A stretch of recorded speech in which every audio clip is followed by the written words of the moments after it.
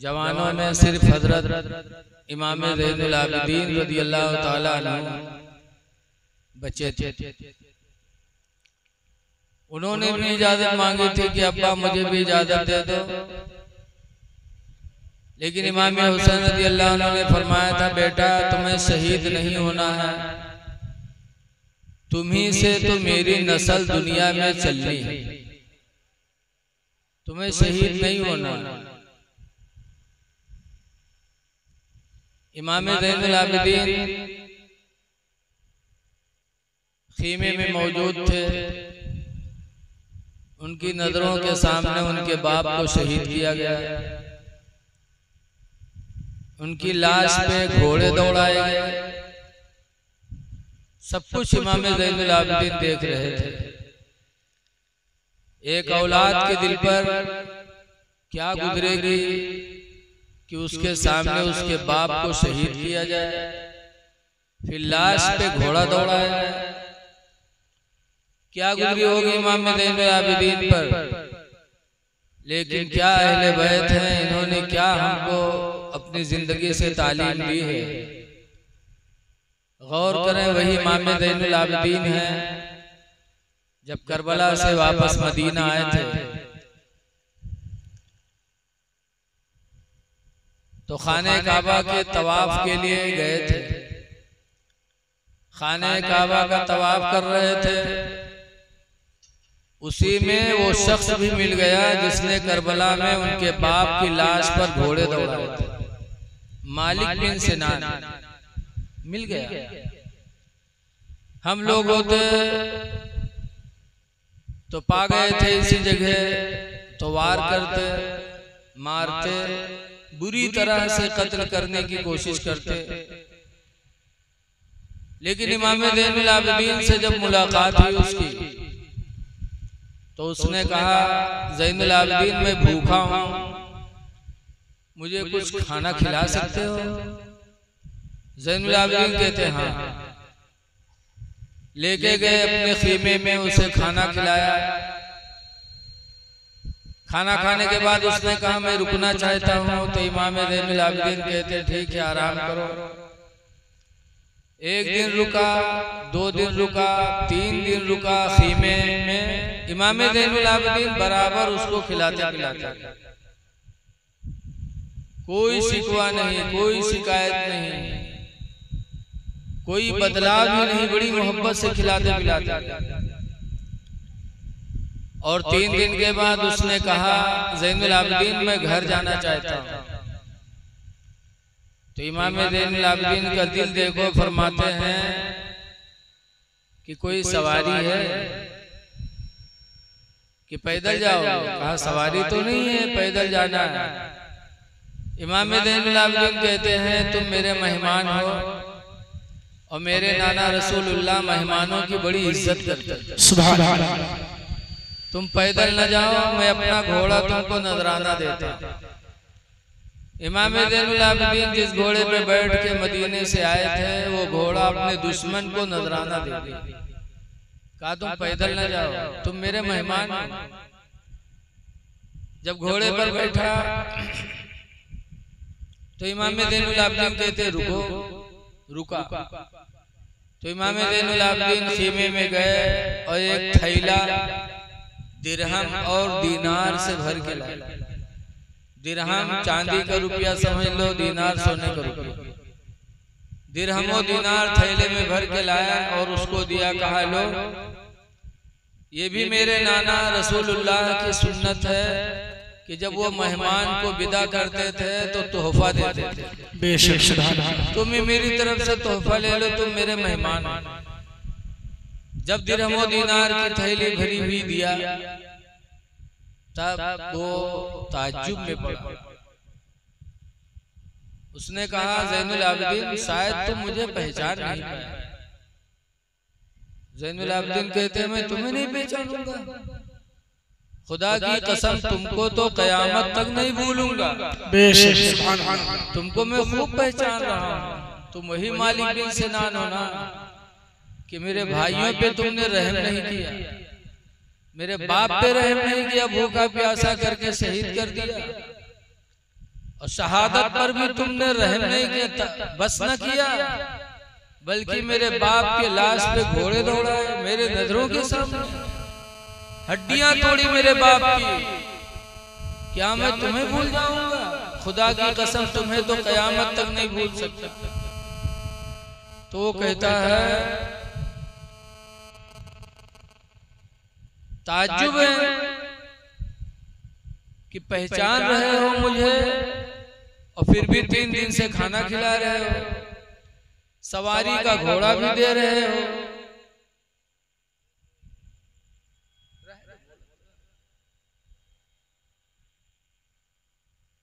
सवारी का घोड़ा भी दे रहे हो और जिंदगी गुजारने के लिए मालो दौलत भी दे रहे हो, तुम्हें तो बदला लेना चाहिए। तो ज़ैनुल आबिदीन क्या कहते हैं? कहते हैं सुनो, मैं तुमसे क्या बदला ले लूं? कोई बदला नहीं। जो तुमने घर वालों से अपने सीखा था, तुम्हारे घर वालों ने जो तुमको तालीम दी थी, वो तुमने हम लोगों के साथ करबला में हमारे साथ किया, और जो हमारे खानदान ने हमको सिखाया है वो मैं तुम्हारे साथ कर रहा हूं। कोई बदला नहीं, ये घर की तालीम है। जैसे तालीम वैसे उसका अमल। ये ज़ैनुल आबिदीन है। लोगों, करबला वालों की याद करने वालों, जरा इमाम ज़ैनुल आबिदीन से सबक सीखो। आज थोड़ी सी कोई हमको तकलीफ पहुंचाता है तो हम उससे बदला लेते हैं। इमाम ज़ैनुल आबिदीन ने बदला नहीं लिया, बल्कि कहा जो तुम्हारे घर वालों ने सिखाया तुमने किया, और जो मेरे घर वालों ने मुझे सिखाया मैं कर रहा हूं। पता चला कि दुश्मन पर काबू पाने के बाद दुश्मन के साथ अच्छा सलूक करना ये अहले बैत ने हमको सिखाया। बदला अहले बैत ने लिया ही नहीं। इसीलिए इमाम हसन को जहर दिया गया, खून की उल्टी होने लगी। तो इमाम हुसैन ने पूछा था भाईजान क्या हुआ? कहा किसी ने जहर दे दिया। कहा नाम बता दो किसने जहर दिया। इमाम हसन कहते हैं क्या नाम पूछ के क्या करोगे? कहा मैं आपका बदला लूंगा। तो इमाम हसन ने कहा था हुसैन मैंने अपना सारा मामला खुदा के हवाले कर दिया। सुभान अल्लाह। तुमसे बेहतर बदला लेने वाला मेरा रब है। तुम्हें बदला नहीं लेना है, बदला लेने वाला बेहतरीन मेरा रब है। अहले बैत से हमें यही सबक मिलता है। ऐ लोगों बदला न लो। अहले बैत की जिंदगी हमारे तुम्हारे लिए नमूने अमल है। आला हजरत के छोटे साहिबजादे मौलाना हसन रजा खान फरमाते हैं कि किस ज़बान से हो बयान मदह शान अहले बैत। सुभान अल्लाह, सुभान अल्लाह। किस ज़बान से हो बयान मदह शान अहले बैत, मदह गोए मुस्तफा है मदह खान अहले बैत। सुभान अल्लाह, सुभान अल्लाह। मदह गोए मुस्तफा है मदह खान अहले बैत। 10 मुहर्रम को हमें हुक्म मिला कि माबादे करबला आपको बयान करना कि करबला के बाद हुआ क्या। मुश्ताक भाई कहाँ है कि नहीं? अच्छा, करबला के बाद क्या हुआ? हजरत इमाम ज़ैनुल आबिदीन और अहले बैत को करबला से कूफा लेके गए। किस तरह लेके गए वो बताने की बात नहीं। ऐसे ही घोड़ों पे उन्हें सवार किया जैसे सामान लाता जाता, बड़ी बेदर्दी के साथ लेके चले इब्ने जियाद के पास। फिर इब्ने जियाद ने वहां से दमिश्क भेजा। जब दमिश्क ये काफिला ले जाया गया तो हुक्म हुआ कि गलियां सजाई जाएं, ढोल नकारे बजाए जाए। यजीदियों ने ढोल बजाया, नकारा बजाया।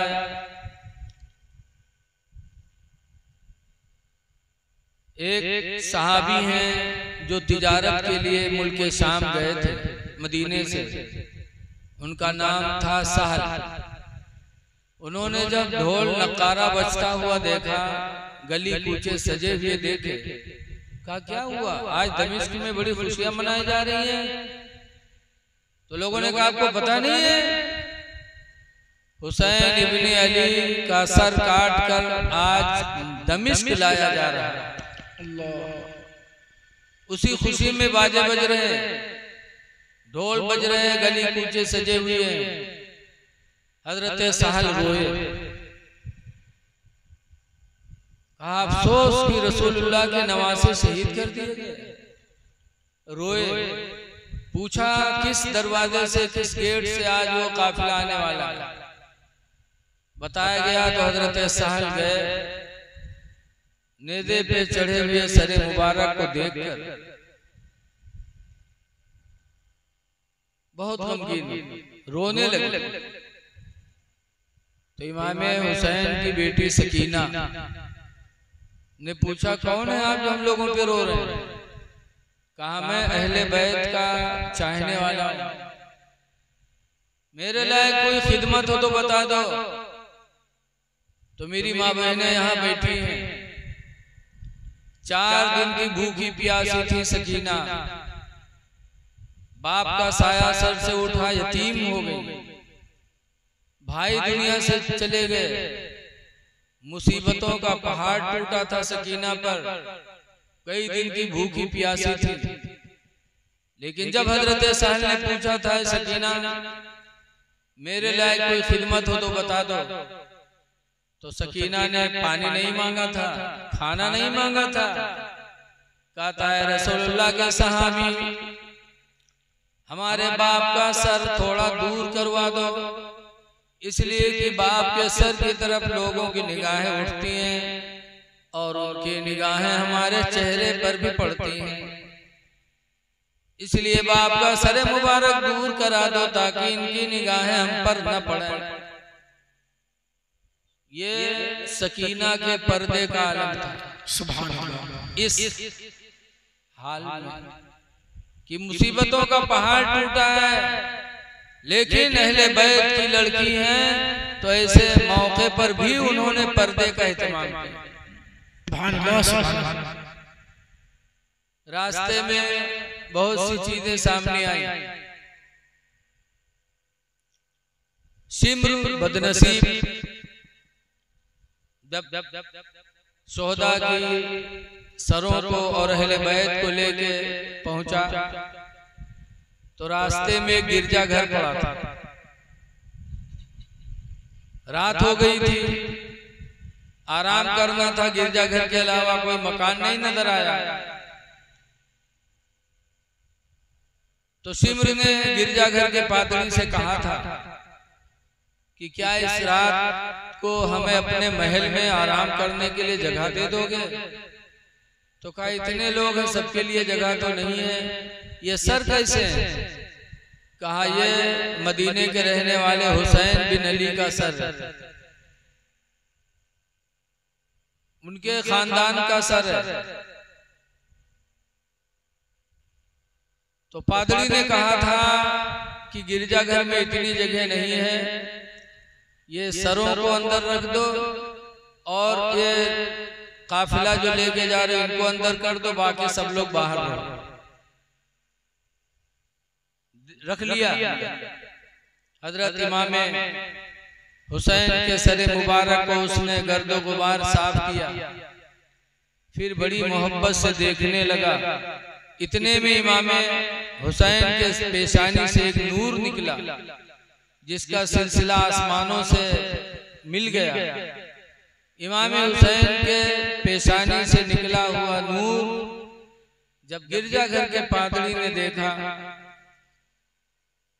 तो उसने फौरन कलमा पढ़ा, ला इलाहा इल्लल्लाह मुहम्मदुर रसूलुल्लाह सल्लल्लाहु अलैहि वसल्लम। वो पादरी इमाम हुसैन के पेशानी से निकले हुए नूर को देखकर वो ईमान ले आया। यहाँ तक कि लिखा है कि काफिला जा रहा था, रास्ते में एक जगह कयाम हुआ तो हजरत सहर बानो इमाम हुसैन की बीवी थी, उन्होंने अपनी लौंडी सीरी से कहा ये कुछ पैसे हैं ले लो और ये कस्बा है, चली जाओ, कुछ खाने की चीज हो तो ले लो। जब सीरी दरवाजे पर गई, दरवाजा खटखटाया तो अंदर से वहां का बादशाह था कस्बे का, हारून नाम था, अजीज बिन हारून। उसने दरवाजे के अंदर से कहा सीरी आई हो सीरी, तो सीरी चौकी की, अरे ये मेरा नाम कैसे जाना? चौकी तो अजीज बिन हारून से सीरी ने कहा आपने मुझे कैसे पहचाना, मेरा नाम कैसे आपने जाना? तो कहा आज रात में भी सो रहा था तो ख्वाब में हजरत मूसा अलैहिस्सलाम और हजरत हारून अलैहिस्सलाम से मुलाकात हुई। सुभान अल्लाह। उन्होंने कहा अजीज बिन हारून आज तुम्हारे शहर में रसूलुल्लाह सल्लल्लाहु अलैहि वसल्लम के अहले बैत की आमद हो रही है और उनको लोगों ने शहीद कर दिया है, आज उनके सर आ रहे हैं, लिहाजा तुम जाओ और उनकी खिदमत करो। मैंने हजरत मूसा और हजरत हारून से पूछा क्या रसूलुल्लाह को जानते हैं आप? कहा वो हम सबके पैगंबर, उन पर मेरा ईमान है। और कहा जाना तो मेरा सलाम भी सीरी से कह देंगे। अजीज बिन हारून ने सलाम भी पेश किया मूसा अलैहिस्सलाम का और हारून अलैहिस्सलाम का, और उसने काफी खिदमत की। बहरहाल ये काफिला यजीद के दरबार में पहुंचा। यजीद ने बनावटी तौर पर रोना शुरू किया। इमाम हुसैन के सर मुबारक को अलग करके अपनी बीवी से कहा इन पर तुम नोहा करो, नोहा गाओ नोहा। इमाम हुसैन के सर मुबारक पर यजीद की बीवी ने नोहा किया। इमाम हुसैन रज़ियल्लाहु ताला अन्हु के सर को तसले में रखा और उनके लब पे छड़ी लगाई। तो इब्ने जुंदुब सहाबी मौजूद थे, कहा हटा ले छड़ी, ये वो होंठ है जिसको अल्लाह के रसूल चूमा करते थे। सुभान अल्लाह, तू छड़ी लगा रहा है इस पे। ज़ैनुल आबिदीन से यजीद मुतवज्जा हुआ, बड़ा मक्कार था। कहा ज़ैनुल आबिदीन मैं अगर होता तो ऐसा कभी नहीं होता, खैर जो हुआ हुआ, अब कोई जरूरत हो तो मुझसे बताओ। तो इमाम ज़ैनुल आबिदीन ने कहा पहली जरूरत यह है कि मेरे बाप के कातिल को मेरे हवाले कर दो, मैं अपने बाप के खून का बदला लूंगा। यजीद ने इनकार कर दिया, कहा ऐसा तो नहीं होगा, और कोई जरूरत हो बताओ। तो इमाम ज़ैनुल आबिदीन ने कहा था कि हम हमारे काफिले को मदीना पहुंचा दो। कहा ये हो जाएगा, और कोई जरूरत? कहा तीसरी जरूरत यह है कि जुमा का दिन है तो जुमा में खुतबा पढ़ने की मुझे इजाजत दे दो। तो इजाजत मिल गई, कहा ठीक है खुतबा पढ़ देना। इतने में फिर नक्कारा बजा। तो यजीद का लड़का कहता है इमाम ज़ैनुल आबिदीन से देखो ये मेरे बाप का नक्कारा बज रहा है। ये किसका नक्कारा बज रहा है? मेरे बाप यजीद का नक्कारा बज रहा है। इमाम ज़ैनुल आबिदीन खामोश रहे, खुतबा पढ़ा। खुतबे में कहा लोगों मैं उसी रसूल के नवासे का लड़का हूँ जिस पर तुम नमाजों में दरूद भेजते हो। सुभान अल्लाह। बड़ी बेदर्दी से मेरे बाप को, मेरे भाइयों को बुलाकर करबला में शहीद किया गया, भूखा प्यासा करके। जैसे इतना कहा, कूफा की मस्जिद में, दमिश्क की मस्जिद में रोना चिल्लाना शुरू हो गया। इतने में यजीद ने मुकब्बिर से कहा, जल्दी तकबीर कह। सोचा कि इतना रो चिल्ला रहे लोग, मामला गड़बड़ न हो जाए। तो अजान देने वाले ने जब कहा अल्लाहु अकबर अल्लाहु अकबर, तो इमाम ज़ैनुल आबिदीन ने कहा हक है, हक है। जब उसने कहा अशहदु अल्ला इलाहा इल्लल्लाह, तो इमाम ज़ैनुल आबिदीन कहते हैं बेशक मैं गवाही देता हूँ कि खुदा एक है। सुभान अल्लाह। जब कहा अशहदु अन्ना मुहम्मदुर रसूलुल्लाह सल्लल्लाहु अलैहि वसल्लम, तो इमाम ज़ैनुल आबिदीन ने अपना साफा उठा के और मुअज्जिन के पैरों पे फेंका, कहा रुक जा, ये बता ये किसका, ये किसकी आवाज है, ये कौन है जिनके बारे में तुम कहते हो मैं गवाही देता हूँ कि मोहम्मद अल्लाह के रसूल हैं, ये कौन है, पहले इसको बता दे। उन्हीं के नवासे को तुमने इस तरीके से किया, उनकी आल पर ये जुल्म किया और गवाही देते हो कि मोहम्मद अल्लाह के रसूल हैं। जैसे इतना हुआ, कोहराम बर्पा हो गया दमिश्क की मस्जिद में। यजीद ने हुक्म दिया मुकब्बिर को कि जल्दी जल्दी तकबीर को अज़ान हो जाए। इमाम ज़ैनुल आबिदीन को और उनके साथियों को नौमान बिन बशीर के साथ, कौन नौमान बिन बशीर, जिन्होंने कूफा में सख्ती से इमाम हुसैन की बैत को रोका नहीं था। जानते थे यजीद वाले की अहले बैत के चाहने वाले हैं, तो नौमान बिन बशीर के साथ लुटा हुआ अहले बैत का काफिला मदीना भेजा। मदीना ऐ लोगों, इमाम हुसैन की शहादत के बाद भी यजीद ने बस नहीं किया। मुस्लिम बिन उक़बा के साथ 12,000 की लश्कर मदीना भेजा। उस यजीदी लश्कर ने इमाम हुसैन की शहादत के बाद मदीने में आके 700 सहाबा को शहीद किया, 700 सहाबियों को कत्ल किया और मस्जिद नबवी में घोड़े बांधे। लीद और पेशाब से मस्जिद नबवी आलूदा हो गई। 3 दिन तक के अजान नहीं हुई, नमाज नहीं हुई।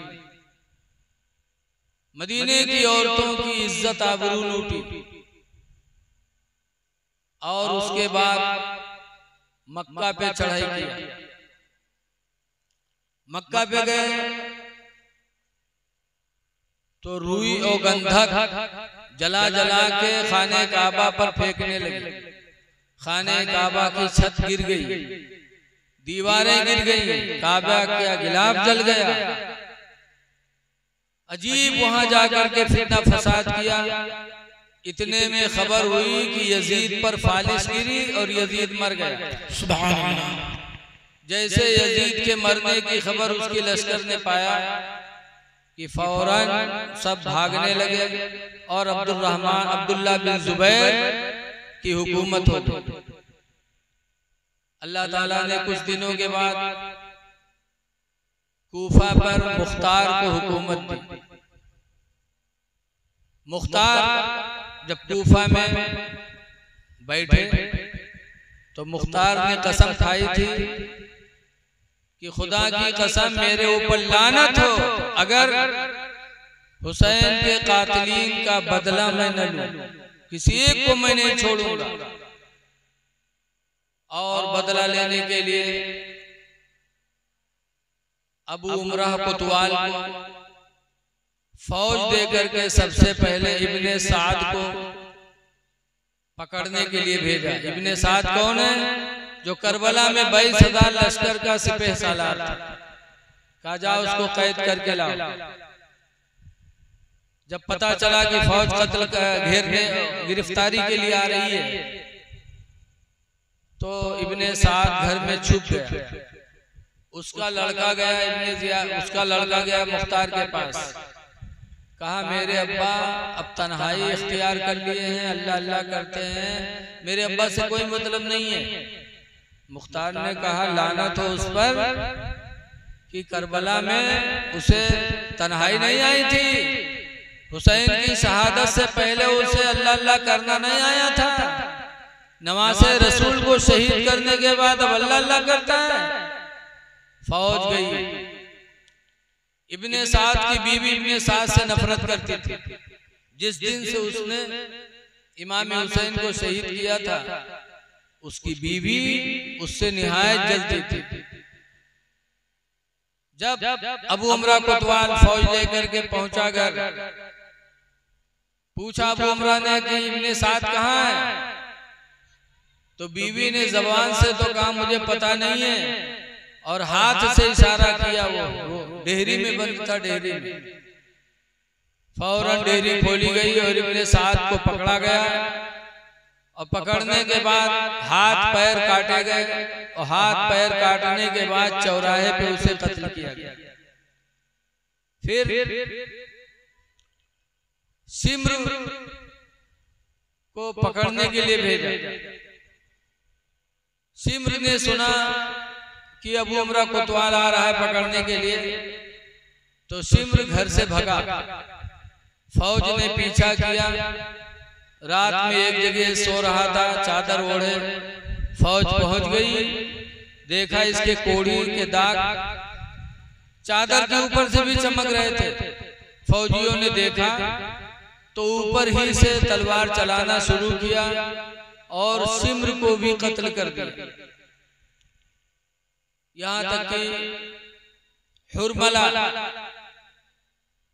जिसने अली असगर को तीर मारी थी उसे भी पकड़वाया गया, और पकड़वाने के बाद चौराहे पे उसे खड़ा किया गया, और मुख्तार ने हुक्म दिया कि चारों तरफ से इतनी तीर मारो कि इसका बदन छलनी हो जाए और ये मर जाए। चौराहे पे खड़ा करके मुख्तार ने इतनी तीर चलवाया कि हुरमला मर गया। किसी एक को जिंदा उसने नहीं छोड़ा। यहां तक कि इब्ने जियाद को भी फौज ने घेरा। ठीक मुहर्रम की 10 तारीख को दरियाए फरात के किनारे जंग हुई, और इब्ने जियाद को भी मुहर्रम की 10 तारीख को मुख्तार की फौज ने कत्ल कर दिया। जितने लोग भी लिखा है 1,40,000 लोगों को मुख्तार ने कत्ल करवाया। 1,40,000। अल्लाह ताला का जो फरमान है कि अल्लाह ताला जालिम से गाफिल नहीं है। कोई न जाने कि हम जुल्म करेंगे तो अल्लाह से पोशीदा है। बहरहाल मुख्तार ने काम बड़ा अच्छा किया, लेकिन काम अच्छा करने के बाद उसे घमंड हो गया और उसने नबूवत का दावा कर दिया कि मैं अल्लाह का नबी हूं। तो फिर उसके कत्ल का फतवा उलमा ने दिया, और फिर मुख्तार भी कत्ल कर दिया गया, इसलिए कि नबी तो एक ही है, आखिरी नबी हमारे नबी ही हैं। अब उनके बाद कोई नबी नहीं आएगा, और मुख्तार ने इतना अच्छा काम करने के बाद नबूवत का दावा कर दिया तो उसका अमल सब बर्बाद हो गया और वो कत्ल कर दिया गया। अल्लाह के रसूल पर एक आयत नाज़िल हुई, मा काना मुहम्मदुन अबा अहदिम मिन रिजालिकुम, मोहम्मद तुम मर्दों में से किसी के बाप नहीं, वलाकिन रसूल अल्लाह, लेकिन अल्लाह के रसूल हैं, व खातमन नबिय्यीन, और नबियों में आखिरी नबी हैं। सहाबा ने सुना तो दूर से पूछा, अल्लाह के रसूल आपके बाद कोई नबी नहीं आएगा? कहा ना। तो कहा फिर हम लोग दीन किससे हासिल करेंगे? जब कोई नबी नहीं आएगा तो दीन कौन सिखाएगा? अल्लाह के रसूल ने फरमाया था, मेरे साहबा मेरे बाद दुनिया में अब कोई नबी तो नहीं आएगा, लेकिन मेरी उम्मत में जो आलिम होंगे उनसे तुम्हें दीन की दौलत मिलती रहेगी। सुभान अल्लाह, सुभान अल्लाह। उलमा से दीन तुमको सीखना पड़ेगा। ऐ लोगों, आज जगह जगह बुराई आलिमों की हो रही है। जहां बैठेंगे तो फला मौलवी ऐसा है, फलाना ढंग का ऐसा है। मौलवी की बुराई, जब मौलवी की बुराई करोगे तो दीन किससे सीखने जाओगे बताओ? अब कोई नबी नहीं आएगा। इसलिए सोचो कि अगर किसी मौलवी आलिम हाफिज से कोई गलती देखो तो ये भी सोचो कि ये भी इंसान ही है और इनके पीछे शैतान जबरदस्त लगा हुआ। हम तो आपके पीछे कमजोर, हमारे लोगों के पीछे जबरदस्त कि इनका बहकाए लो मामला खत्म। इसलिए अगर कोई मौलवी मौलाना से गड़बड़ी देखो तो उसकी बुराई ना करो, तन्हाई में उससे मिलो और कहो आप ऐसा कर रहे हो, आप ऐसा करोगे तो हम लोग क्या करेंगे। तो तन्हाई में जब उससे मिलोगे तो उसको एहसास होगा। तो अगर वो सुधर गया तो आपको सवाब मिलेगा और तबलीग दीन का भी सवाब आपको मिलेगा। इसलिए आलिमों की बुराई न करो। लेकिन आज लोग आलिमों से जलते बहुत हैं। शादी ब्याह हो तो मैंने पूछी है कि 21 गाड़ी बंद है कि 25 गाड़ी बंद है। 21 गाड़ी बंधा ले, तरह तरह का खाना पीना, और उसके बाद जब निकाह हुई और निकाह के बाद जब मौलवी का निकाह पढ़ौनी देख हुई तब बटुनिया का कितना देख चाहिए। अरे जब 15 लाख खर्च करेगा तब कोई से सल्ला नहीं, और मौलवी कहीं 1000 1500 2000 नजराना देख लिए पंचायत। खुश हो जाओ कि हमारे बच्ची को, हमारे बच्चे को मौलवी ने कलमा पढ़ाया। हदीस पाक में है मन क़ाल ला इलाहा इल्लल्लाह फहुवा दखलल जन्नह, जिसने ला इलाहा इल्लल्लाह की बोली बोली वो जन्नती हो। सुभान अल्लाह। तो तुम्हारी बहू बेटे को मौलवी जन्नती बनाए और का 1000 2000 देखा के पंचायत करो, रुसवा करो। इतना कहाँ भवा हो, तनी कलमा पढ़ा दिए ठोर तो इतना रुपया। हुजूर ताजुल शरिया से पूछा गया था कि हजरत निकाह पढ़ौनी कितनी होनी चाहिए? तो हजरत ने फरमाया था कुंवारी लड़की का निकाह पढ़ौनी 1 दीनार, और 1 दीनार की कीमत इस जमाने में 30,000 रुपया लगभग, कुछ कम बेस। तो निकाह पढ़ौनी हो चाहे 30,000 और 3,000 हम लोग नहीं दिया जाता।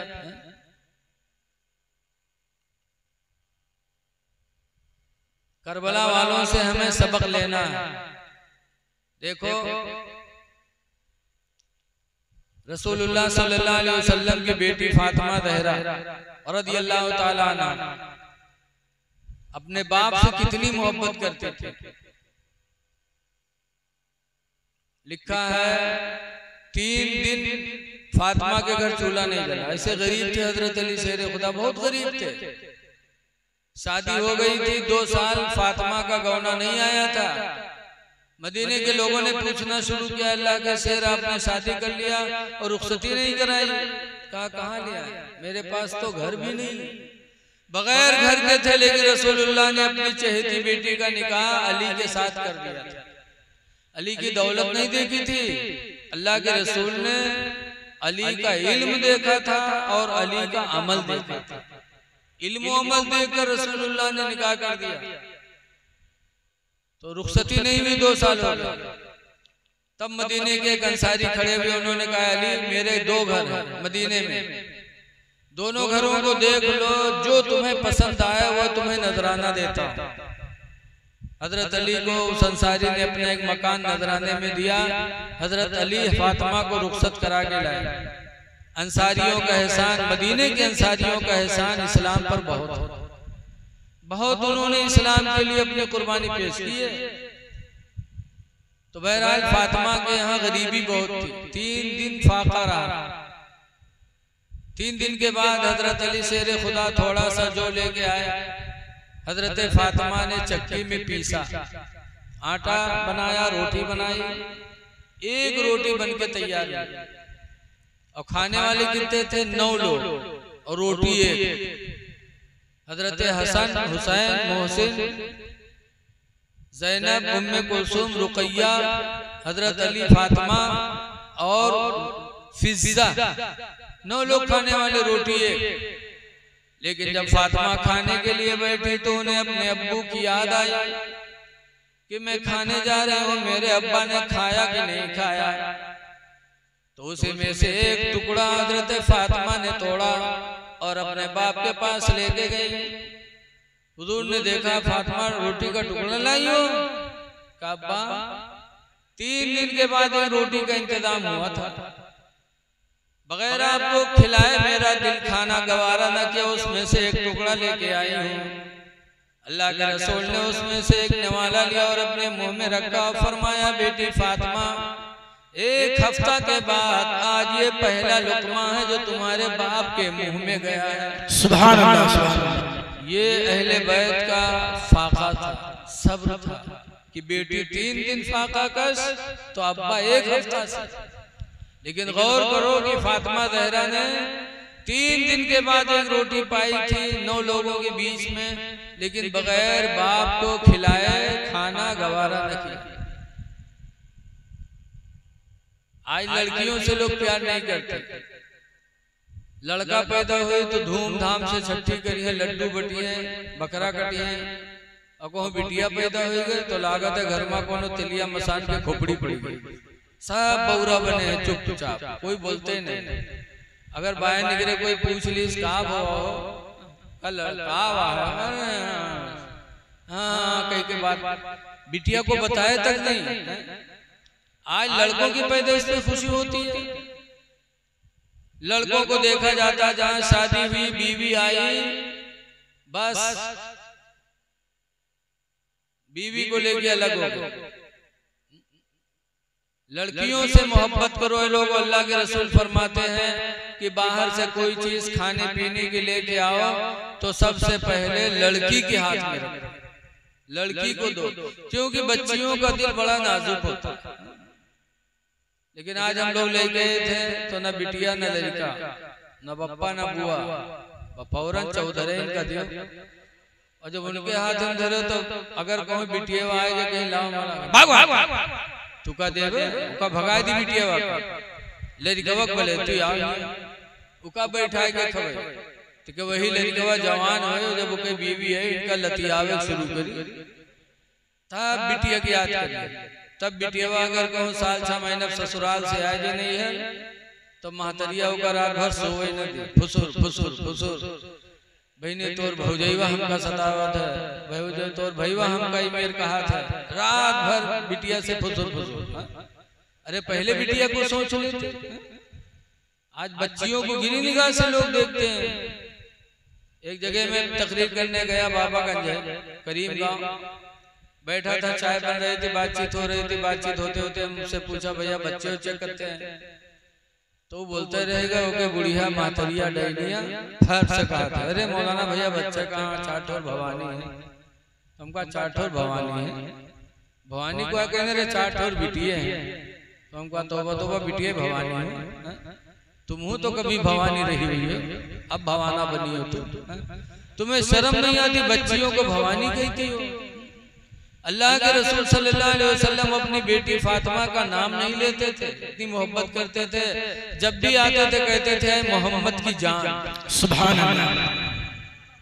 एक मर्तबा हजरत फातिमा और हजरत अली से तू मैं में हो गई। हर घर में तू मैं में होती है, चाहे वो जाहिल के घर हो चाहे मौलाना साहब के घर हो, तू मैं में हर घर में होती। हजरत अली हजरत फातिमा से तू मैं में हो गई तो हजरत अली शेर खुदा घर से निकल गए। क्यों? ये सोचकर कि फातिमा मेरे नबी के बदन का टुकड़ा है, इसको तकलीफ होगी तो रसूलुल्लाह को तकलीफ हो जाएगी। ये सोचकर हजरत अली शेर खुदा रज़ी अल्लाह ताला अन्हु घर से बाहर निकल गए। थोड़ी देर बाद अल्लाह के रसूल सल्लल्लाहु अलैहि वसल्लम अपनी बेटी फातिमा की खैरियत लेने के लिए आए। अल्लाह के रसूल अक्सर जाया करते थे अपनी बच्चियों के घर जा करके बच्चियों की खैरियत लेना, यह भी मेरे नबी की सुन्नत है। जाया करो, ये नहीं कि शादी कर दियो बस और से बोझ उतर गया, चाहे मारी जाए चाहे भूखे मरे, ऐसा नहीं है। जाना चाहिए बाप को, मेरे नबी की सुन्नत है। मेरे नबी फातिमा के घर गए खैरियत लेने के लिए तो फातिमा बैठी रो रही थी। हजरत अली नाराज होकर चले गए थे तो फातिमा रो रही थी। अल्लाह के रसूल ने देखा तो कहा, मोहम्मद की जान तुमको किसने रुलाया, किसने रुलाया मोहम्मद की जान? तो फातिमा कहती है, मेरे शौहर अली हमसे नाराज हो गए। आजकल की बिटिया हुई थी तो उठी थी अटे थी, कहीं चलो भाई घर में रही रोजी ना हो, जब से तब से जलते हैं नहीं घर में। लेकिन हमारे फातिमा जहरा कहती है, मेरे शौहर अली हमसे नाराज हो गए, वो इसीलिए रो रही है। कहाँ कहाँ गए? कहा मस्जिद में होंगे। और कहाँ होंगे? मस्जिद में गए तो हजरत अली शेरे खुदा सिर्फ लुंगी पहने थे, मस्जिद नबवी की कच्ची फर्श थी, लेटे थे, करवट बदल रहे थे, बेचैनी में थे कि कहीं फातिमा नाराज हो गई तो अल्लाह के रसूल नाराज हो जाएंगे। इतने में हुजूर गए, फरमाया कुम या अबा तुराब, ऐ मिट्टी के अब्बा खड़े हो जाओ। हजरत अली खड़े हुए। हुजूर फरमाते हैं, अली मेरी बेटी फातिमा तुम्हारे निकाह में है, औरत है।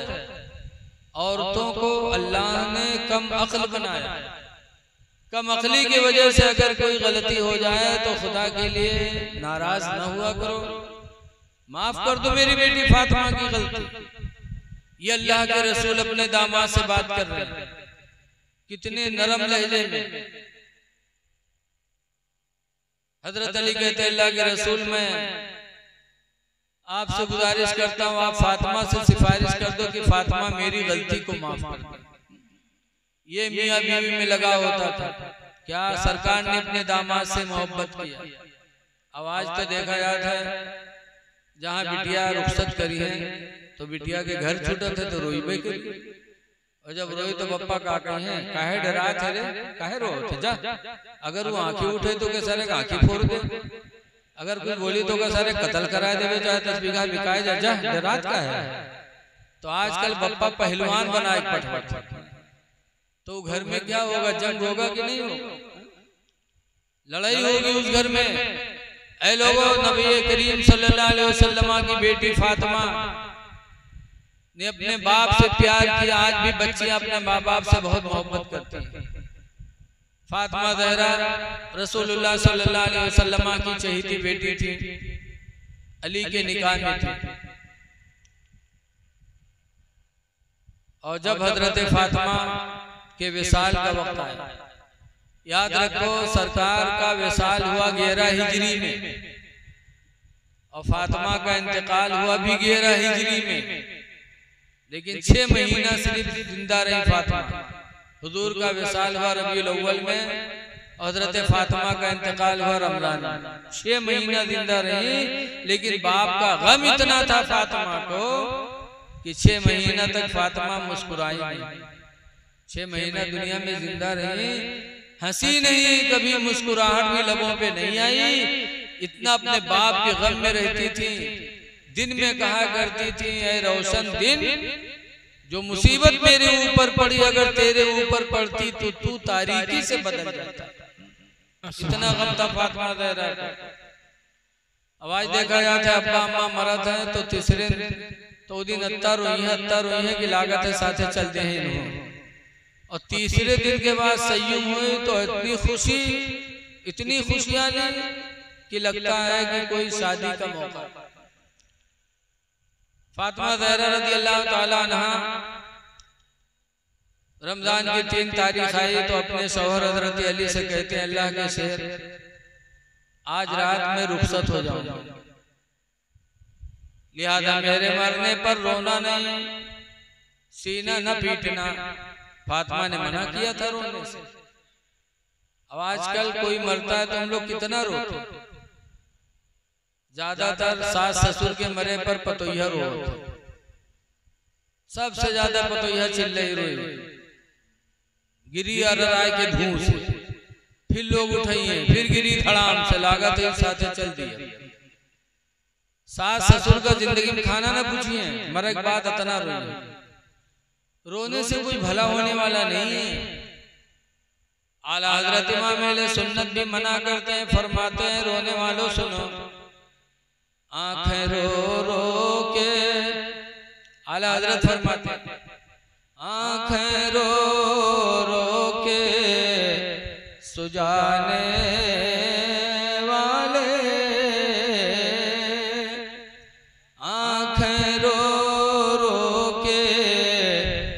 सुझाने वाले और जाने वाले नहीं आने वाले। सुभान अल्लाह, सुभान अल्लाह। जाने वाले नहीं आने वाले। और दूसरी वसीयत करती है कि मेरे मरने के बाद हसन हुसैन को मारना नहीं। एक माँ को औलाद से बहुत मोहब्बत होती। और तीसरी वसीयत क्या कि मेरे मरने के बाद मेरा जनाजा लेके चलना, तो मेरे जनाजे पे चादर डाल देना। और एक वसीयत किया कि मेरे मरने के बाद एक तंदुरुस्त औरत से शादी करना, जिससे एक लड़का पैदा होगा जिसका नाम अब्बास अलमबरदार होगा। कुछ दिनों के बाद मेरे बेटे हुसैन पर करबला में मुसीबतें आएंगी, तो अब्बास मेरे हुसैन का दाहिना बाजू बनेगा। फातिमा ज़हरा ने पहले बता दिया था। 11 हिजरी में विसाल हो रहा है, इमाम शहीद हो रहे 61 हिजरी में। 61 में से 11 निकाल दो तो बचेगा 50। 50 साल के बाद जो होने वाला था फातिमा ज़हरा ने पहले ही बता दिया। ये फातिमा के इल्म का आलम है, तो उनके अब्बा के इल्म का आलम क्या होगा? बोलो।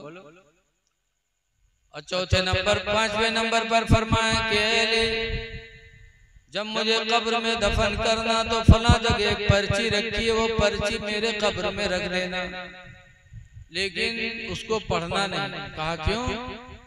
क्या उसमें राज की बात है? कहा क्या राज की बात है? कहा राज की बात है न पूछो।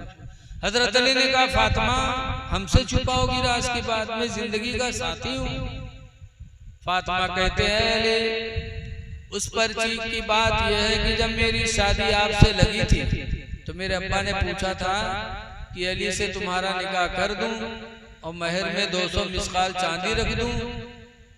तो मैंने कहा था अब्बा अली से निकाह कर दो, ये तो पसंद है, लेकिन महर मुझे पसंद नहीं 200 मिस्काल।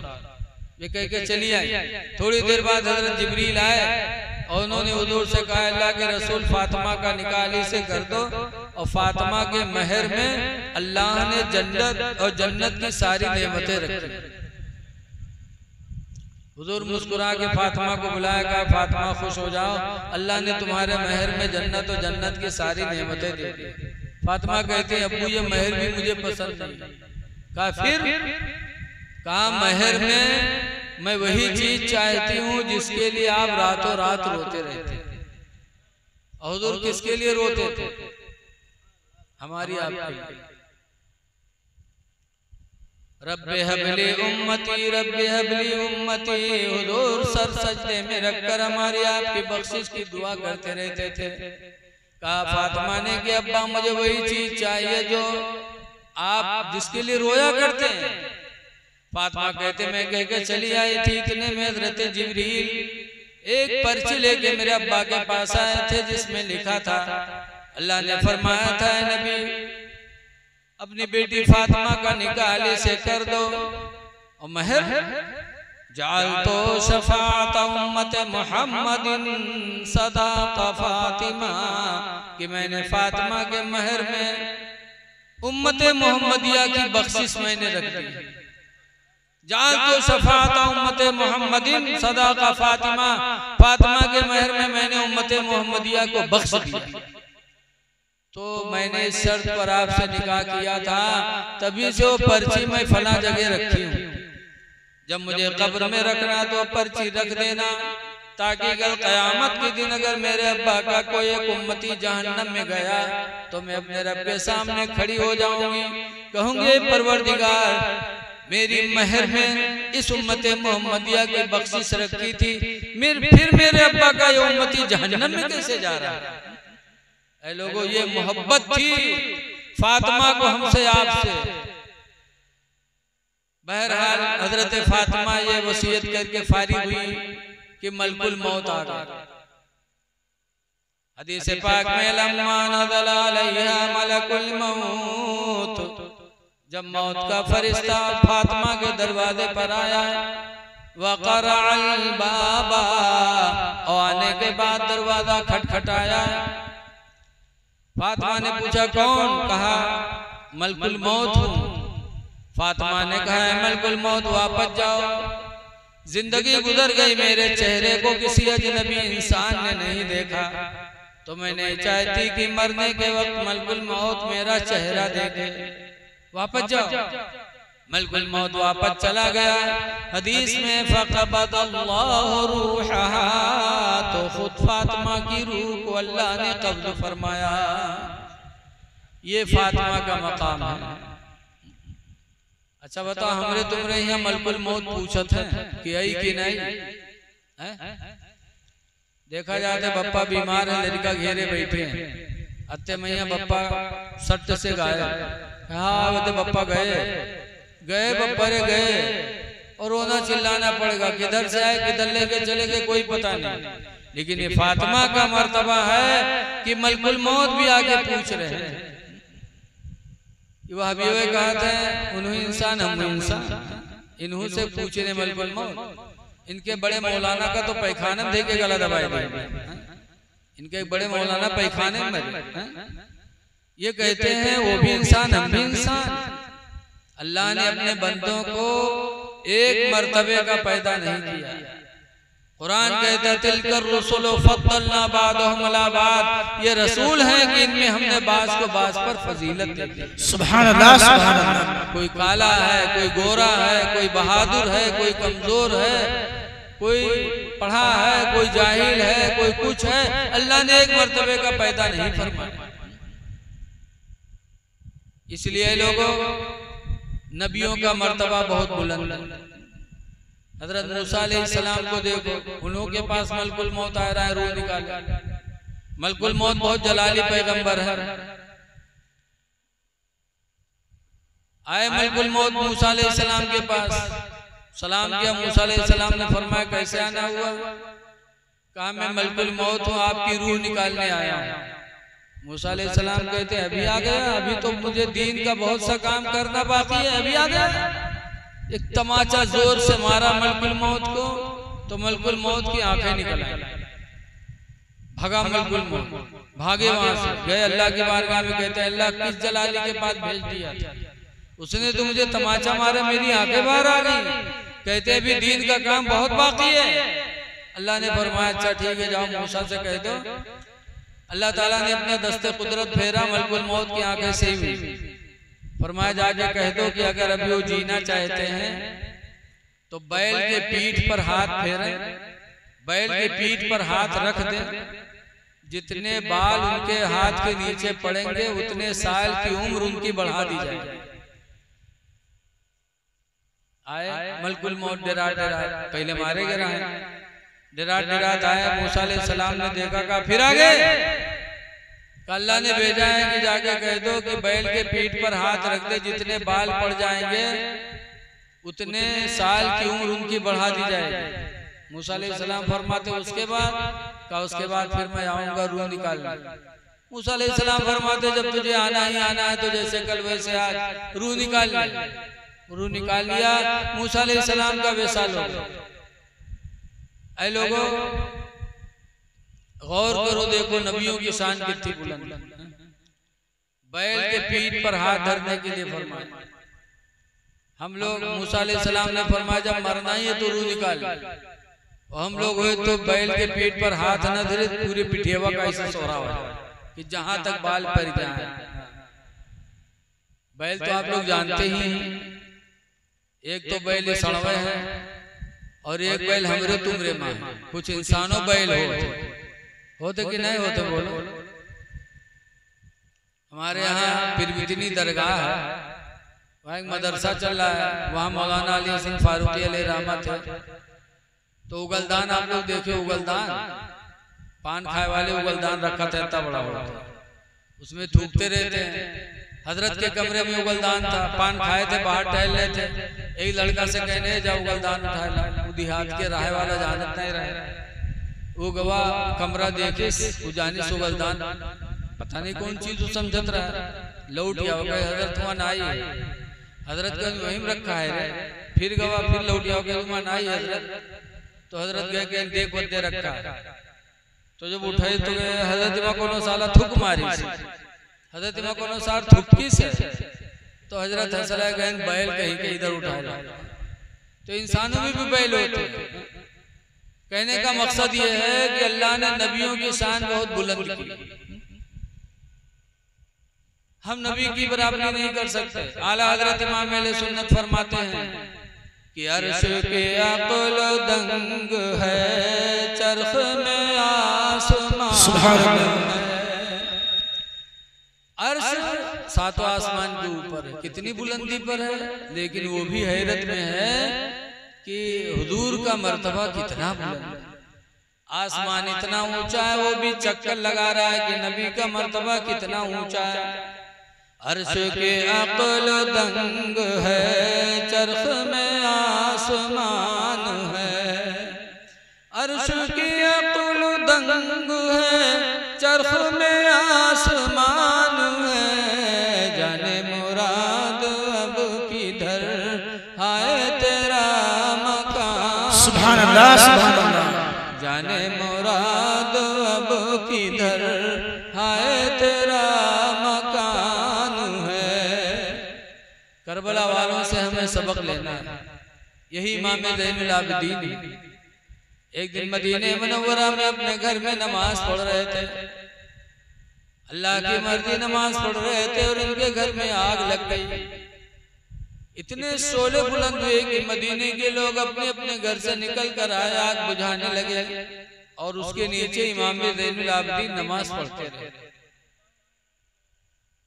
आग बुझ गई, इमाम ज़ैनुल आबिदीन की नमाज खत्म हुई, सलाम फेरा। लोगों ने कहा ताज्जुब है कि हम लोग इतनी दूर से आपके घर की आग बुझाने आए और आप नमाज ऐसा पढ़ते रहे जैसे लगता है कि आपको पता ही नहीं। तो इमाम ज़ैनुल आबिदीन ने कहा था लोगों, अगर तुम लोग आग बुझा रहे थे तो मैं भी तो बुझा रहा था। आप कहाँ बुझा रहे थे? आग मैं भी बुझा रहा था। फर्क इतना है कि तुम लोग पानी से दुनिया की आग बुझा रहे थे और मैं सजदे के जरिए आखिरत की आग बुझा। सुभान अल्लाह, सुभान अल्लाह। तो इमाम ज़ैनुल आबिदीन ने हमें इस तरह नमाज पढ़ने का सबक सिखाया। ऐ लोगों, नमाजों की पाबंदी करो। इमाम हुसैन रज़ियल्लाहु ताला अन्हु चाहते तो लड़ते लड़ते शहीद हो जाते, लेकिन लड़ते लड़ते शहीद नहीं हुए। 72 जख्म लगे थे, फिर भी लड़ रहे थे। आखिरी तीर इमाम की पेशानी पे लगी थी। तीर निकाला तो खून का फव्वारा बहा, चक्कर आया तो इमाम हुसैन घोड़े से नीचे आए तो शिम्र बदनसीब इंसान था, दौड़ा इमाम के सीने पे बैठा, मियान से तलवार निकाली और इमाम के गले पे रखा, चलाना शुरू किया। इमाम हुसैन ने फरमाया कि सिम्र इधर से तू नहीं काट सकता, काटना है तो इधर से काट, इधर से पीछे से। कहा क्यों? कहा इधर से तेरी तलवार नहीं चलेगी, ये वो जगह है जिसे रसूलुल्लाह चूमा करते थे, इधर से नहीं काटेगी। जरा अपना गिरेबान खोल। जब गिरेबान खोला तो कोढ़ था, उसके सीने पे कोढ़ के दाग चमक रहे थे। तब इमाम हुसैन ने फरमाया था कि सिम्र, मेरे नाना रसूलुल्लाह कहा करते थे कि मेरी उम्मत में एक कोढ़ी होगा जो हुसैन को करबला में शहीद करे। तू वही कोढ़ी है, तुझे शर्म नहीं आती? आज मुहर्रम, आज जुमा का दिन है, सब लोग मस्जिदों में सर सजदे में रखे होंगे, तू नबी के नवासी के सीने पे बैठा है। उतर जा, मुझे भी अल्लाह की बारगाह में सर सजदे में रखने दे। हटा। इमाम हुसैन ने सर मुबारक को सजदे में रखा। तब खूली ने आके इमाम हुसैन के सर मुबारक को जिस्म से अलग कर दिया। इन्ना लिल्लाहि व इन्ना इलैहि राजिऊन। इमाम हुसैन ने चलते चलते हम लोगों को सबक दिया था कि लोगों, हुसैन की तरह सजदे में गला तो नहीं कटा सकते, लेकिन कम से कम अपने सर को सजदे में झुका तो सकते हो। लोगों, नमाजों की पाबंदी करो।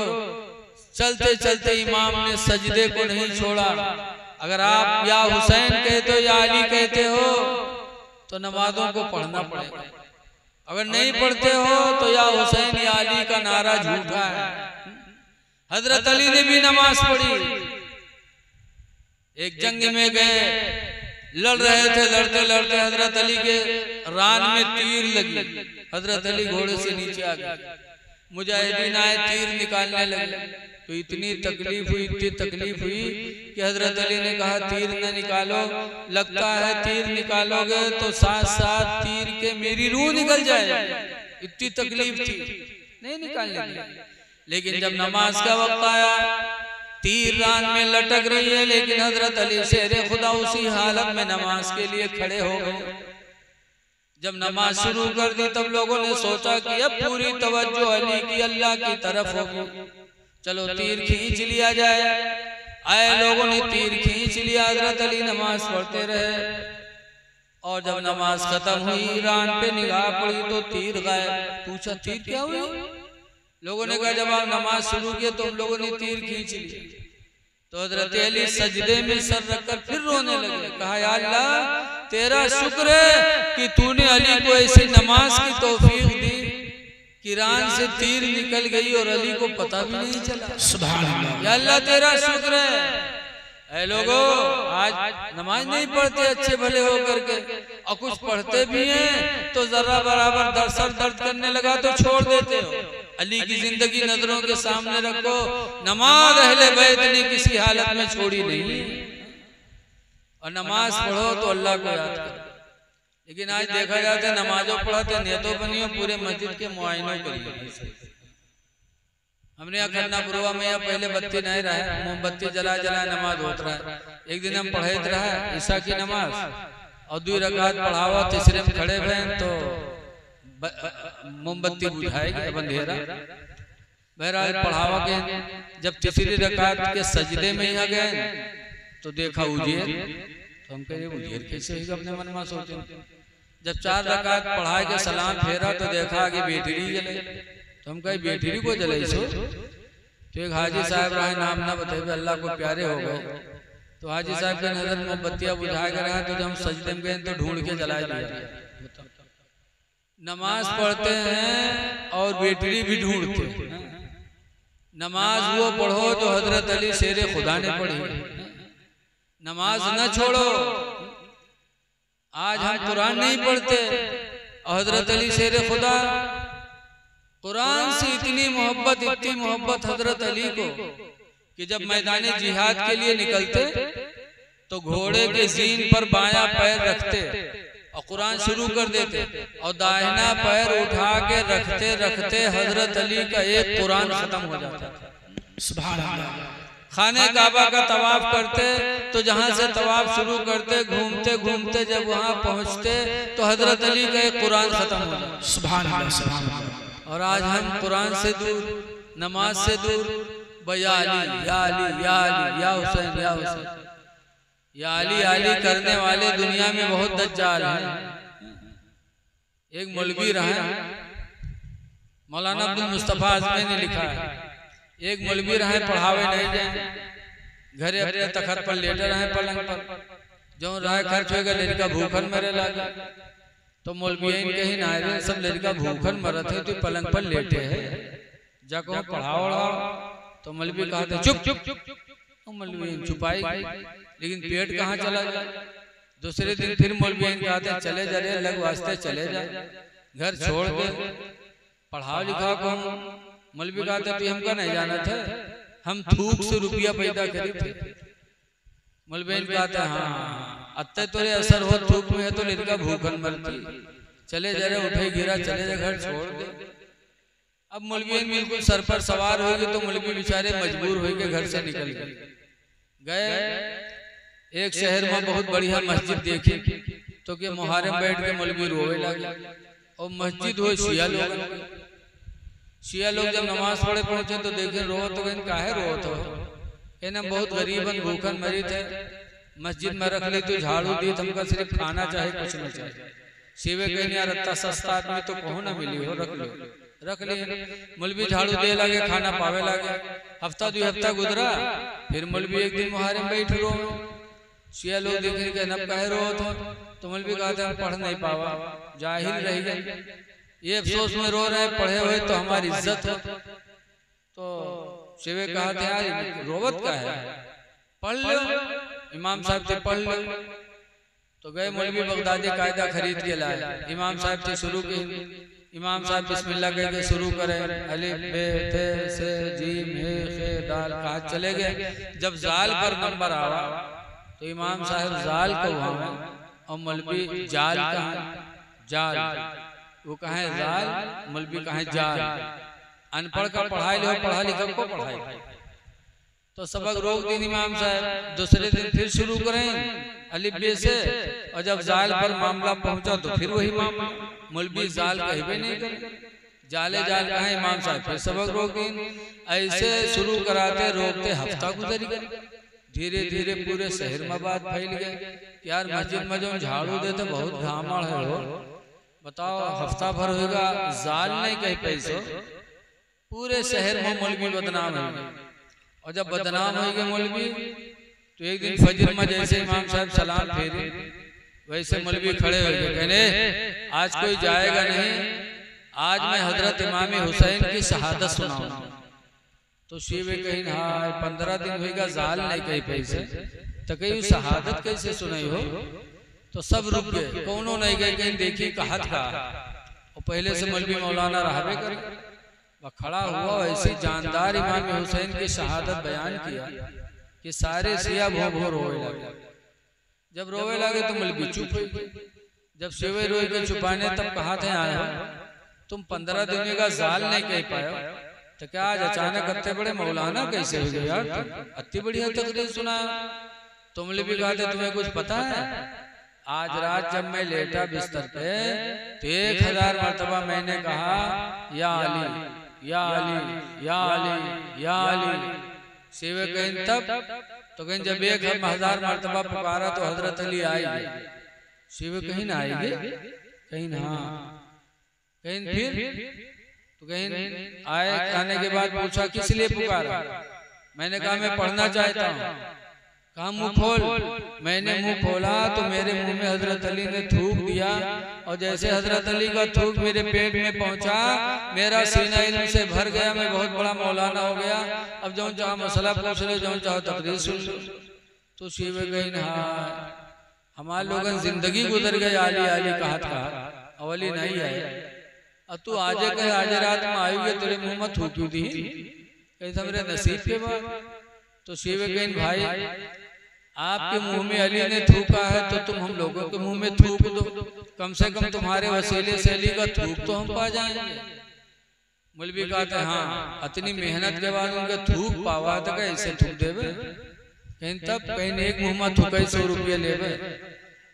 तो शिवे कहते हैं अरे यार तुम 100 रुपये की बात करते हो, अली का थूक मिले कहाँ, एक सिवा 100 के नोट दिस मुंह बैस के मुंह में थूकिन मौलवी बस 200 रुपया बड़ा बहुत 100 दिस मुंह में थूकिन भाई लाइन लग गई, 100 रुपया डाले चले जाए मौलवी थूक चले जाए, थुक थुक थुक थुक पूरे बाजार के सीएन के मुंह में थूकिन मौलवी। और जब मर थुकाए खत्म हुए तो मेहरुए चलती, उन्हों तो बहुत शौकीन हुआ था, उन्हों आया कि मुंह बावे लागे, उन्हों के मुंह में मौलवी थूक के लागे 100 रुपया पावत रहा। अल्लाह जाने कितना थूक उनके मुंह में रहा, वैसे अखथू ऐसे करे थू थू और सब थुकावत चले। जब सब थुकाए थुकाए चले गए, रुपया की ढेर लागा मौलवी के कमरे में। तब रात में मौलवी सोचे लगे कि यार सवेरे तो पोल खोली थी कि हम कहा है कि हमारे मुंह में थुकी ने तो मत्ते बड़े मौलाना हो गए, ये सब हमसे थुकाए थुकाए गए, सवेरे कुछ जान न पाई, तो सवेरे तो पोल खोलेंगे।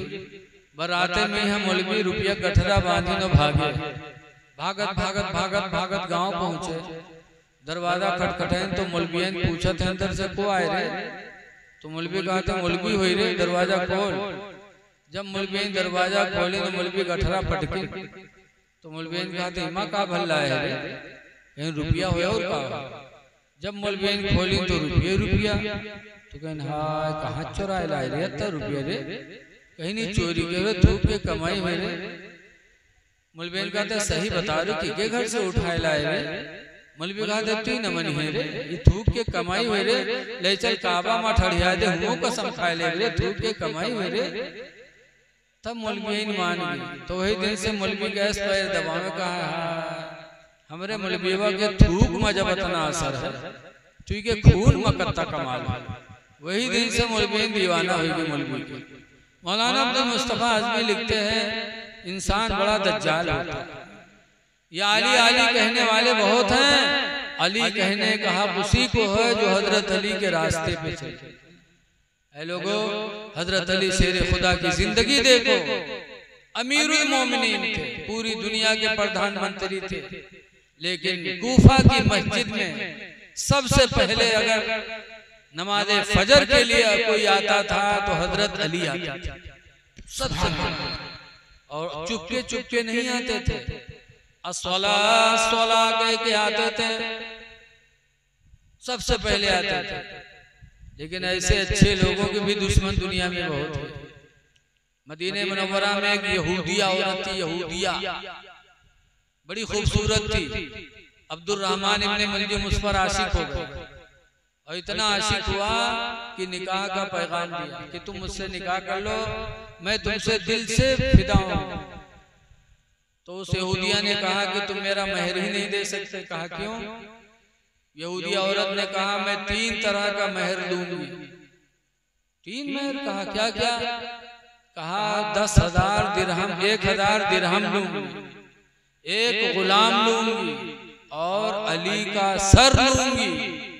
जो अली का सर काट कर मुझे देगा मैं उससे निकाह करूंगा। बहुत जल्दी थी हजरत अली से। वो अब्दुल रहमान दुनिया का कुत्ता तैयार हो गया।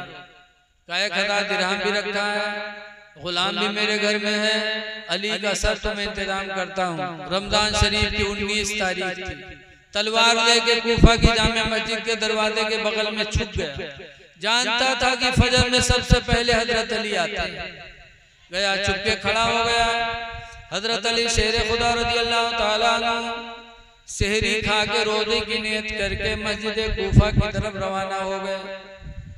अस्सलाह अस्सलाह कहते आ रहे थे, नमाज नमाज, और ये तैयारी कर रहा था बिल्कुल जैसे हजरत अली शेर खुदा कूफा की जामे मस्जिद के दरवाजे पर कदम रखे, वैसे अब्दुल रहमान इब्ने मुलजिम ने तलवार मारी। हजरत शेर खुदा की कनपट्टी कट गई, जमीन पे तशरीफ ले गए।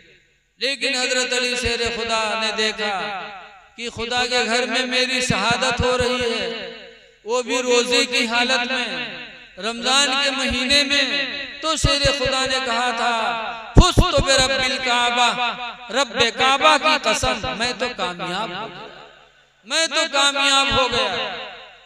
हजरत अली को उठाया गया, दूध का प्याला दिया गया पीने के लिए। तो हजरत अली फरमाते हैं, मेरा कातिल कहाँ, जिसने मुझे कत्ल किया वो कहाँ? हजरत अली के बड़े लड़के इमाम हसन ने कहा, अब्बा मैंने उसे घर में बंद कर दिया है पकड़ के। हजरत अली शेर खुदा कहते नहीं, पहले दूध का प्याला ले जाओ, मेरे कातिल को पिलाओ। खुदा जाने किस वक्त से मेरे कत्ल के लिए खड़ा रहा, भूखा होगा, घर में बंद कर दिया है, खौफ और दहशत से उसका हलक सूख गया होगा। ये दूध का प्याला पहले मेरे कातिल को पिलाओ। दूध का प्याला लोग लेकर के गए, कातिल को दिया, कहा ले बड़ा खुश नसीब लगता है तू, अल्लाह के शेर ने तुझे अपना दूध का प्याला पेश किया। उसने सर हिला दिया, नहीं पिया। फिर दूध का प्याला हजरत अली के पास लाया गया। हजरत अली ने देखा, पूछा क्या हुआ? कहा उसने इनकार कर दिया। तो हजरत अली कहते हैं, मेरा कातिल बड़ा बदनसीब निकला। मैंने तो सोच लिया था कि मेरे हाथ का दिया हुआ दूध का प्याला अगर पी लेगा तो कयामत के दिन में अपना खून माफ करके रसूलुल्लाह से इसकी शफाअत कराता। सुभान अल्लाह। लेकिन मेरा कातिल बड़ा बदनसीब निकला। और ये कहकर कि 21 रमजान को हजरत अली शेर खुदा की शहादत हो गई। ऐ लोगों, हमें अली की जिंदगी से 2 चीजें लेनी है। एक तो ये कि दुश्मन को पहले खिलाया पिलाया, ऐसे वक्त में भी दुश्मन के साथ अच्छा बर्ताव का जज्बा रखा। और दूसरा हमें ये सबक मिलता है कि हजरत अली अमीरुल मोमिनीन थे, लेकिन अल्लाह के घर में सबसे पहले हाजिरी देते थे। सुभान अल्लाह। है लोगों, अली के मानने वाले हो, अपनी मस्जिदों को आबाद करो, नमाजों की पाबंदी करो। नमाज पढ़ने वाला इंसान दुनिया में भी मुसीबतों से बचेगा और आखिरत में भी तो बचेगा ही। हमने तो बहुत करीब से देखा, हमारे गांव खन्नापुरवा जंगल दारे है, अक्सर लोग लकड़ी काटते थे, बेचते थे, पकड़े जाते, मारे जाते, फिर काटते थे। एक दफा 3 आदमी पकड़ कर रुपया थाना में पकड़ के लेके आए, बंद की। दरोगा जी आए, चाय पानी कह के जब पट्टा उठाए मारे चले, तो तीनों में एक तो बहुत चालू रहा, झट से रुमाल बिछाए की नियत बांध दी और 2 ठो सिधक के बैठे रहे। दरोगा जी ले गए, उनके दोनों जुट गए, उनका दोनों पीटिन पाटिन जब भूखे लग बढ़े, वो फिर झट से नियत बांध दी। तो दरोगा जी लौट गया, फिर उन दोनों जुट गए, इनका दोनों मारा। उधर जब घूमे तो नियतें नहीं खत्म हुआ, सलाम फेरे कि फिर बांधे था। घंटा गुजर गया, उनके नमाज नहीं खत्म। यहाँ तक कि गांव से पैसा पहुंच गया, दरोगा जी छोड़ दी। जब छोड़ी तीनों आए तो दोनों का गरियावे गांव में कि सार कब के नमाजी हुई करायो, सारे के घंटा नमाजें नहीं खत्म है, कम से कम थोड़ी देर रिका मरते तब तक तो हम लोग सोता ही, लेकिन अल्लाह जाने कौन नमाज शुरू कर तीसरा घंटा नहीं के नमाजें नहीं खत्म। ऐ लोगों, उसने दरोगा जी के डर में पढ़ा था तो दरोगा जी के मार से बच गया। अगर सच्ची नमाज पढ़ा होता तो दरोगा जी के मार से तो बचा ही था, आखिरत में अज़ाब जहन्नम से भी बच जाता। इसलिए हम गुजारिश करते हैं कि अहले बैत ने हमें सब्र की तालीम दी और नमाज की तालीम दी। सब्र करो, नमाज पढ़ो और ईमान पर साबित कदम रहो। ईमान बहुत जरूरी है, ईमान नहीं तो सब बेकार। इसीलिए इमाम आज़म अबू हनीफा तकरीर कर रहे थे, जैसे हम बैठे गिरे थे से तकरीर कर रहा है, तो एक बुढ़िया अपन छगड़ी लेके ओके, छगड़िया के दाढ़ी रहा लेके ठड़िया। इसके इमाम आज़म भी बताओ कि तुम्हारी दाढ़ी बढ़िया है कि हमरे बकरिया की दाढ़ी बढ़िया है? हम लोग है तो झपड़ी आएगी, लेकिन इमाम आज़म फरमाते हैं बूढ़ी माँ सुनो, अगर मैं ईमान पर दुनिया से गया तो मेरी दाढ़ी तुम्हारी बकरी की दाढ़ी से अच्छी। सुभान अल्लाह। और खुदा ना करे अगर कहीं मैं बेईमान होकर दुनिया से गया तो तुम्हारी बकरी की दाढ़ी मेरी दाढ़ी से अच्छी होगी। पता चला चाहे दाढ़ी हो, चाहे नमाज हो, चाहे रोजा हो, हर चीज की कबूलियत का दारो मदार ईमान पर है। इसलिए अपने ईमान को बचाना हमारा आपका बहुत बड़ा फर्ज बनता है। तो अपने ईमान को बचाइए, नमाज रोजा की तरफ तवज्जो करिए और माँ बाप के साथ अच्छा बर्ताव करिए। आज बड़ा दौर दौरा चल रहा है, आज माँ बाप की तरफ तवज्जो नहीं दी जा रही। अल्लाह ताला ने कुरान में फरमाया उश्कुरु ली वलिवालिदैक, ऐ मेरे बंदो तुम मेरा शुक्र अदा करो और अपने माँ बाप का शुक्रिया अदा किया करो। लेकिन आज माँ बाप की तरफ तवज्जो नहीं, पीर साहब की तवज्जो है। हदीस पाक सुनो, हकीम इब्न मुआविया अल-कुशैरी, हजरत हकीम बिन मुआविया कुशैरी से रवायत है, काला सालना रसूलुल्लाह, फरमाते हम लोगों ने हुजूर से पूछा मन अहक्कु बिहुस्नि सहाबती, अल्लाह के रसूल ये बता दीजिए कि मेरी खिदमत का हकदार सबसे ज्यादा दुनिया में कौन है? दुनिया में हम सबसे ज्यादा खिदमत किसकी करते हैं? फ़क़ाल रसूलुल्लाह अबूका, तो सरकार ने फरमाया, फ़क़ाल रसूलुल्लाह उम्मुका, तो सरकार ने फरमाया तेरी माँ है। क़ुल्तु सुम्मा मन, मैंने कहा फिर कौन? फ़क़ाल रसूलुल्लाह उम्मुका, तो सरकार ने दोबारा भी फरमाया तेरी माँ है। क़ुल्तु सुम्मा मन, मैंने तीसरी बार कहा अल्लाह के रसूल फिर कौन? तो फिर उन्होंने फरमाया उम्मुका, तेरी माँ है। सुभान अल्लाह। क़ुल्तु सुम्मा मन, मैंने कहा फिर कौन? तो सरकार ने फरमाया अबूका, तेरा बाप है। सुभान अल्लाह। उसके बाद ना सहाबी ने कुछ पूछा ना रसूलुल्लाह ने कुछ जवाब दिया। पता चला कि इंसान की कमाई में अल्लाह दे तो सबसे पहले अपने माँ बाप को खिलाए। इसीलिए एक हदीस में सरकार ने फरमाया कि औलाद की कमाई बाप की, औलाद बेहतरीन कमाई है बाप की। माँ बाप की कमाई बेहतरीन कौन है? सरकार ने फरमाया औलाद है। औलाद माँ बाप की बेहतरीन कमाई है। इसलिए सरकार फरमाते हैं लोगों अपनी औलाद की कमाई खाओ, इसलिए कि तुम्हारी औलाद तुम्हारे लिए बेहतरीन कमाई। लेकिन आज अफसोस है कि औलाद अपने माँ बाप को तवज्जो नहीं देते। 3 मर्तबा माँ को सरकार ने फरमाया, 1 मर्तबा बाप को, 3 मर्तबा माँ को फरमाया। क्यों? माँ के 3 एहसान होते हैं। पहला 9 महीना पेट में रखती, दूसरा 2 साल सीने का दूध पिलाती, तीसरा बच्चे की परवरिश करती। सुभान अल्लाह। और अब्बा का एक एहसान क्या? वो भी बच्चे की परवरिश करते। लेकिन दोनों की परवरिश में फर्क है। देखा जाता है बप्पा दिन भर एक बात शाम के आई है और लड़कों के ले हुलू हुलू हुलू हुलू करी है, और जहाँ बुल्लू से नाक निकली पकड़ ले जा, यहाँ से लेके जा। लेकिन वही माँ आती है बेचारी, फिर अपने दुपट्टे से अपने औलाद के नाक को साफ करती है। इसलिए लोगों माँ बाप की तरफ तवज्जो दो। माँ बाप तुम्हारे लिए जन्नत नहीं है, माँ बाप तुम्हारे लिए जहन्नम नहीं है। और एक बात और याद रख लो, आखिरी बात, कि इमाम हुसैन मुरीद काहे नहीं हुए? करबला का इतना बड़ा मंजर आ गया, सिर्फ इमाम हुसैन ने यजीद के हाथ पे हाथ नहीं रखा था। ऐसे दे देते हाथ, मुरीद हो जाते, लेकिन मुरीद नहीं हुए, सब कुछ गवारा कर लिया। क्यों नहीं मुरीद हुए? यजीद बेनमाजी था, यजीद शराबी था, यजीद दड़मुंडा था, यजीद ने ज़िना लिवातत को सब जारी आम कर दिया था। कोई खराबी ऐसी नहीं जो यजीद ने शुरू न किया हो, तो इमाम उसके हाथ पे हाथ कैसे रख सकते थे? अभी हजरत मौलाना अमीनुद्दीन साहब ने मुफ्ती नानपारा का नाम जिक्र किया। हुजूर मुफ्ती रजब अली रहमत व रिजवान कहा करते थे, ऐ लोगों पीर करो जान के, पानी पियो छान के। पीर जान के करो, पीर अजीब अजीब बातें हैं, कोई मतलब नहीं, सिर्फ उनको दुनिया कमाना है। मुरीद करिए, तौबा करवाइए कि तौबा का नमाज नहीं छोड़ेंगे, झूठ नहीं बोलेंगे, किसी का माल नहीं हड़पेंगे, किसी की ग़ीबत नहीं करेंगे, सब तौबा करवा लेने के बाद मुरीद तौबा करेंगे। तो कहे 2 साल बाद पीर साहब आई हैं तो देखिए तो न कहीं आए नमाज कह रहा काहे नहीं पढ़ा थे, झूठ काहे बोला थे, कुछ न कहे। उनका मकसद तो मुरीद करके दुनिया कमाना। लिहाजा ऐसे पीरों से होशियार रहो।